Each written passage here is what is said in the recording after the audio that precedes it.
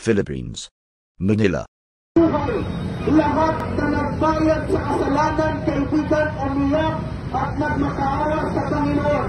Bakit sinasabi ito? Dahil sabi umako, madalas ko umaral sa ospital, madalas ko umaral sa kulungan, isang kanilang dahil mahal tayo ng Diyos, inako niya yung dapat na sana tayo mga kapatid ay magbayad.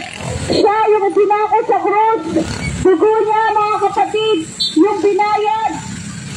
Buhay niya yung kanyang binayad.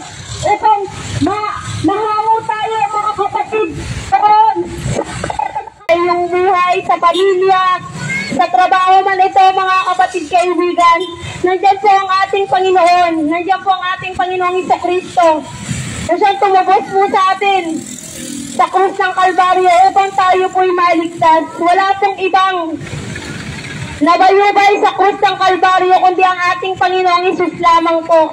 Siya lamang po ang daang ibinigay sa atin ng ating Panginoong Diyos na kung paano natin pinapakain ang ating pisikal na katawan upang tayo ay lumakas, hindi magkasakit, ay ganun din po dapat natin pinapalakas yung ating pong espiritual.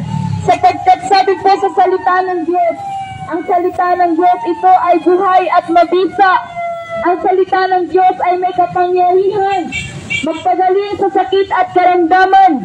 Ang salita ng Diyos ay nagbabago ng buhay. Ang salita ng Diyos ay nagbibigay ng pag-asa.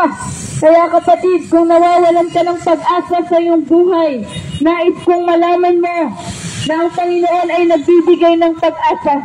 Si Jesus ang pag-asa ng buhay mo kapatid. Maaaring nasa puntukan ng iyong buhay na ikaw ay napapagod, nawawalan ka ng pag-asa, nabibigatan ka sa mga bagay.